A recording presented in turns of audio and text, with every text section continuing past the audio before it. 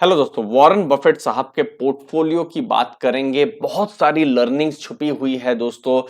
इस वीडियो में हम इन सब चीजों के बारे में डिस्कस करेंगे। दोस्तों, सबसे पहले आपको प्रश्न हो सकता है कि क्यों वॉरेन बफेट साहब को इतना रिस्पेक्ट किया जाता है। आप न्यूज में देखते हैं, सोशल मीडिया में देखते हैं, यूट्यूब में वीडियोस देखते हैं, तो क्यों बफेट साहब को बहुत ज्यादा रिस्पेक्ट दिया जाता है।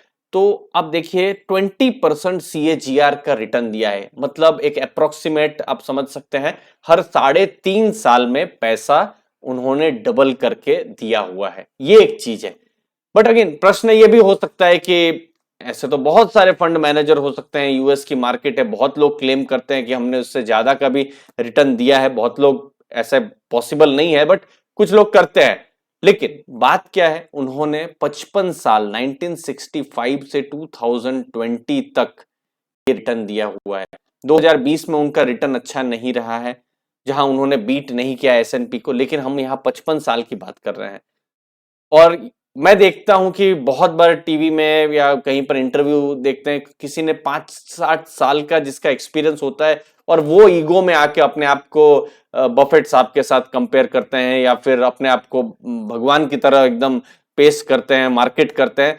तो यहाँ पर जो बिल्कुल लंबे समय तक जिसने सरवाइव किया है, हम डेटा देख रहे हैं दोस्तों। तो मुझे लगता है कि यहाँ पर एक बहुत इंपॉर्टेंट मैसेज है कि थोड़ा हम्बल भी होना चाहिए।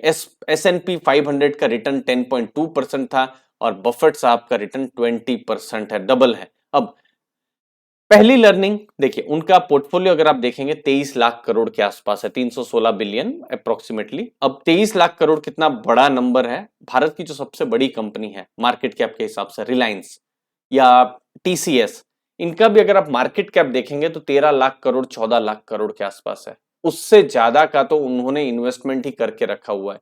अब बड़ी लर्निंग क्या है, concentration of portfolio. 23 lakh crore में से 4 स्टॉक में 70% उन्होंने इन्वेस्टमेंट करके रखा हुआ है। बहुत बड़ा ये चीज है। स्टॉक, उनके जो स्टॉक्स हैं, 40 स्टॉक से ऊपर उनके पूरे पोर्टफोलियो में, लेकिन 4 स्टॉक डिटरमाइन करते हैं कि इनका पोर्टफोलियो किस हिसाब से भविष्य में बिहेव करेगा, मतलब रिटर्न आएगा कि नहीं।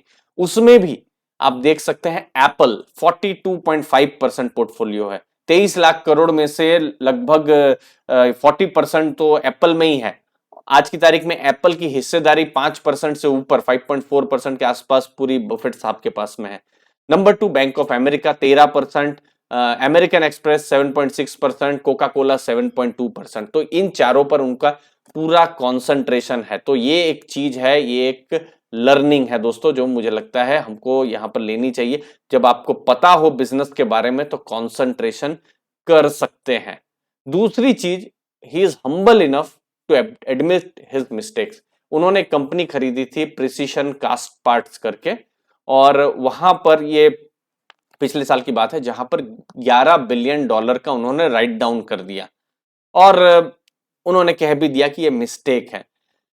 बहुत बार होता क्या है कि हम भी यहाँ पर देखते हैं स्क्रीनशॉट्स, बहुत लोग शेयर करते हैं, बहुत लोग अपनी लर्निंग शेयर करते हैं, लेकिन कोई अपने फेलियर्स शेयर नहीं करता। सब लोग यही बताते हैं कि हम लोग ने ही प्रॉफिट किया है। आज सुबह हम 9 बजे इंटर किए, 9:15 को इंटर किए, 12 बजे तक हम 2 लाख रुपए लेके निकल गए। सब लोग अपना सक्सेस ही बता रहे हैं, बट मार्केट में इतना नहीं होता है कि सब लोग यहाँ पर सक्सेस कर सके।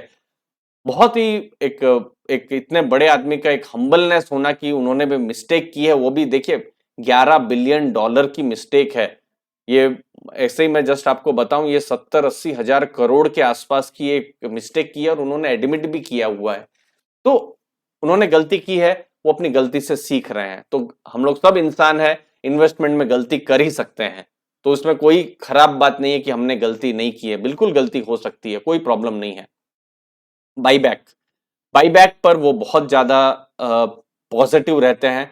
जब उनको पता चलता है कि कोई स्टॉक में वो पॉजिटिव है और स्टॉक बाईबैक कर रहा है, अगेन उनकी स्टडी, उनकी लर्निंग अपनी जगह में है, लेकिन उन्होंने अपने बाईबैक के या रीपरचेस के पावर को कैसे एग्जाम्पल में बताया है। देखिए, उन्होंने एप्पल में 36 बिलियन का इन्वेस्टमेंट किया था, लगभग 5.2% का उन्होंने पूरा पोर्टफोलियो उनका खरीदा था। ये कुछ 3-4 साल, 4 साल 5 साल पहले की बात है।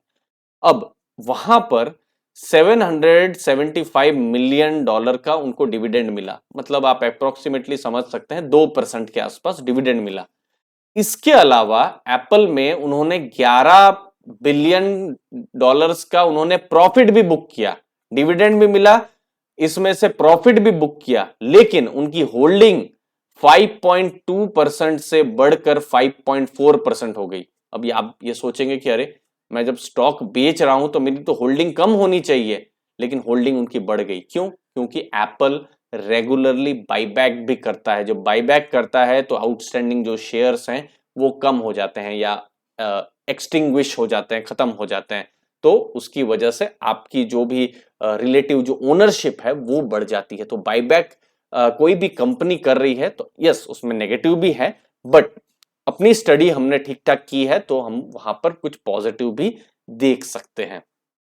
अगली चीज, वॉरेन बफेट साहब की कंपनी वो बर्कशायर हैथवे डिविडेंड पे नहीं करती है, लेकिन उनके जो बड़े इन्वेस्टमेंट हैं सबके सब यहां पर डिविडेंड पे करते हैं। जैसे वेराइजॉन है वो डिविडेंड पे करती है, एप्पल डिविडेंड पेयर है जो हमने अभी बताया, 775 मिलियन का उन्होंने डिविडेंड किया था। इनफैक्ट जो चारों हैं, अमेरिकन एक्सप्रेस हुआ, कोक हुआ, ये सब डिविडेंड पेयर कंपनी है और उन डिविडेंड से उनको पैसा मिलता है, उन पैसों को ये फिर री इन्वेस्ट अलग अलग जगह में कर देते हैं। ये मेरे पास 2020 का डेटा आया नहीं है, ये 2019 का डेटा है, एक साल पुराना डेटा है। जैसे अमेरिकन एक्सप्रेस में आप देख सकते हैं 261 बिलियन का उनको डिविडेंड मिला, फिर रिटेन्ड अर्निंग्स जो थी वो कंपनी के पास 998 बिलियन डॉलर्स की थी, सॉरी मिलियन डॉलर्स की थी। तो उस हिसाब से हम यहाँ पर देख सकते हैं ये सब नंबर्स हैं जहां पर उनको डिविडेंड भी मिले। अब वो डिविडेंड का जो उनकी जो फिलॉसफी है वो डिविडेंड को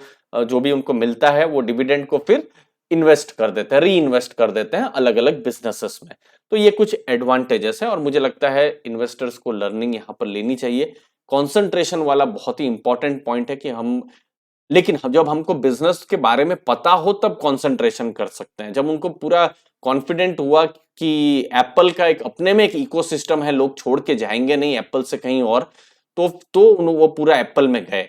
इसीलिए आप भी कहीं पर भी इन्वेस्ट कर रहे हैं, जब आप पूरा बिजनेस समझ रहे हैं, इन एंड आउट समझ रहे हैं, और बिजनेस का मतलब ये नहीं है, देखिए 5,000 कंपनीज हैं, आपके सर्कल ऑफ कॉम्पिटेंस में 2 या 3 सेक्टर हो सकता है। समझ लीजिए आप बैंकिंग सेक्टर अच्छे से जानते हैं, या समझ लीजिए आप फार्मा सेक्टर अच्छे से जानते हैं, या फिर आप समझ लीजिए कोई आईटी सेक्टर आप अच्छे से जानते हैं। जब आप इन एंड आउट उस सेक्टर को जानते हैं, कंपनी को जानते हैं, बिजनेस को जानते हैं, बिजनेस को समझ रहे हैं, एनुअल रिपोर्ट पढ़ रहे हैं, मैनेजमेंट ट्रांसक्रिप्ट पढ़ रहे हैं, तो उसके बाद आपको कॉन्फिडेंस आ सकता है, तो कॉन्सेंट्रेशन में जा सकता है। लेकिन आपके पास अगर टाइम नहीं है, जैसे बहुत सारे इन्वेस्टर्स जो है आप जॉब करते हैं, स्टूडेंट हैं, आपके अलग अलग बिजनेस हो सकते हैं, तो फिर बफेट साहब ने ये भी कहा है कि सिंपल इंडेक्स फंड में भी इन्वेस्ट कर सकते हैं। तो यहाँ पर अपने व्यूज जरूर बताइए कमेंट सेक्शन में। उम्मीद है आपको वैल्यू मिली होगी।